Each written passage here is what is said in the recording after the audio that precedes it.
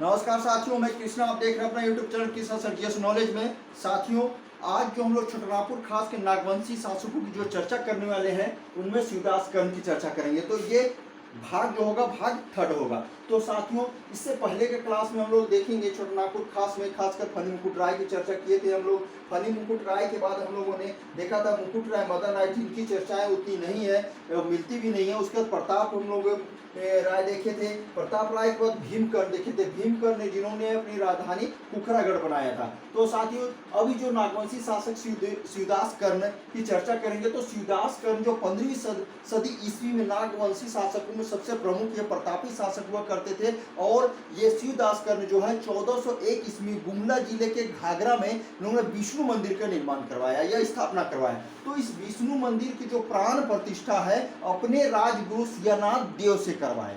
और सियानाथ देव कौन थे? एक मराठा ब्राह्मण थे।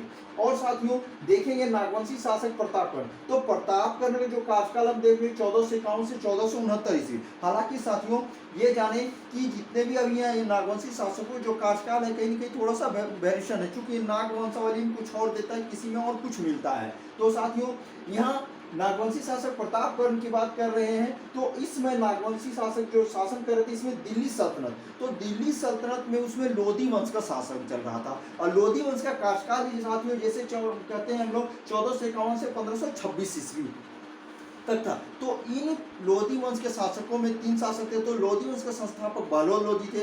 बहलोल लोधी के पुत्र सिकंदर लोधी बाद में गद्दी में बैठे। सिकंदर लोधी के बाद हम लोग देखेंगे इब्राहिम लोधी गद्दी पे बैठे। तो इस दिल्ली सल्तनत के जो लोधी वंश के शासक थे, उस समय नागवंशी शासकों में हम लोग देखें तो प्रतापकर्ण, क्षत्रकर्ण और विराटकर्ण हुए।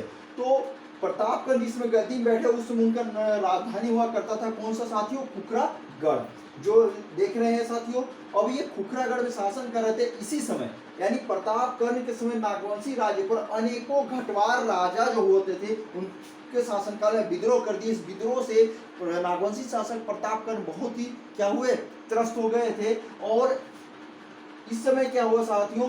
तमार जो देखते हैं पंचपरगना क्षेत्र में जो गुंडू क्षेत्र से आगे पड़ती है, और वहां पर तमाड़ के जो राजा थे, वो नागवंशी राज के राजे ने खुखरागढ़ की घेराबंदी कर दी चारों ओर से। अब चारों ओर से अगर किसी राजमहल को अगर आप घेराबंदी कर दिए, तो स्वाभाविक है कि वहां के शासक जो होते थे क्या करते थे? किसी भी अपने किले से बाहर नहीं आ पाते थे।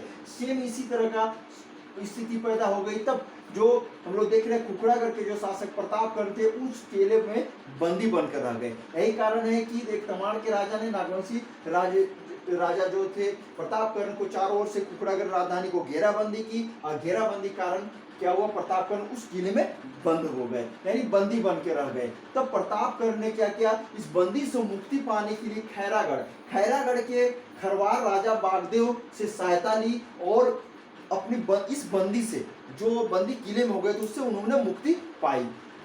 खरवार राजा बागदेव सिंह ने तमाड़ के राजा के विद्रोह का दमन कर देते हैं। इसके फलस्वरूप आप देखेंगे खरवार राजा बागदेव सिंह को हम लोग देख रहे हैं कि पुरस्कार के स्वरूप आप देखेंगे प्रतापगढ़ ने उन्हें कर्णपूर्णा का क्षेत्र दे दिया। तो साथियों, इस तरह प्रतापगढ़ ने अपनी समस्याओं का हल किया। फिर हम लोग देखते हैं नागवंशी शासक जो क्षत्रकर्ण की चर्चा करते हैं। तो 1469 से 1496 इस समय हम लोग जहां तक देख रहे हैं साथियों कि इस समय लोधी वंश के शासन जो देख रहे हैं, तो बहलोल लोधी और सिकंदर लोधी के समकालीन ये रहे हैं। तो साथियों, जब लोधी वंश के समकालीन ये नागवंशी शासक रहे हैं, प्रतापी शासक रहे हैं क्षत्रकर्ण। तो ये क्षत्रकर्ण क्या है साथियों कि कोराम्बे में इन्होंने विष्णु की मंदिर अर्थात विष्णु की मूर्ति स्थापित करवाया। विष्णु की मूर्ति यानी भगवान श्री कृष्ण को माना जाता है, भगवान विष्णु के जो अवतार रहे हैं। तो विष्णु की मूर्ति वहाँ स्थापित करा दिए। तो इस मूर्ति से प्रभावित होकर उसमें बंगाल के प्रसिद्ध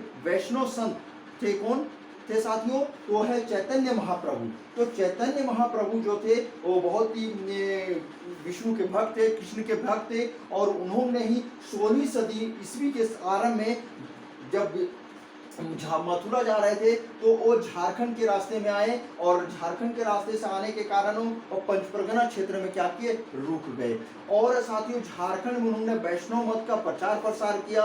और उन्होंने साथियों अपनी जो रचना है वो चैतन्य चरितामृत, क्या देखेंगे साथियों? चैतन्य चरितामृत में झारखंड के भौगोलिक क्षेत्रों का वर्णन किया है। और इतना ही नहीं साथियों, चैतन्य महाप्रभु ने चैतन्य चरितमृत के अनुसार आप देखेंगे संथाल परगना के कई गांव में उन्होंने ठाकुर बाड़ी की स्थापना की। और एक सबसे महत्वपूर्ण साथियों जो परीक्षा में हमेशा पूछता है कि हिंदुओं में जो कीर्तन करते हैं उस कीर्तन को प्रारंभ करने वाले कौन संत थे, ऐसा क्वेश्चन पूछ सकता है साथियों, यह पूछा भी जा सकता है। तो आप जानेंगे चैतन्य महाप्रभु ने कीर्तन की परंपरा को प्रारंभ किया। वो कृष्ण भक्ति में या विष्णु भक्ति में इतने लीन हो जाते थे कि नाचते गाते करताल बजाते हुए रास्तों में चला करते थे और अपने पीछे उनके साथ जितने अनुयायी है वो झुंड उनके पीछे होकर चला करते थे। साथियों इस तरह चैतन्य महाप्रभु ने कीर्तन की परंपरा को क्या शुरुआत किया। तो साथियों यह वीडियो आप तक पहुंचाने की कोशिश कर रहा हूं मैं, और आपके एग्जाम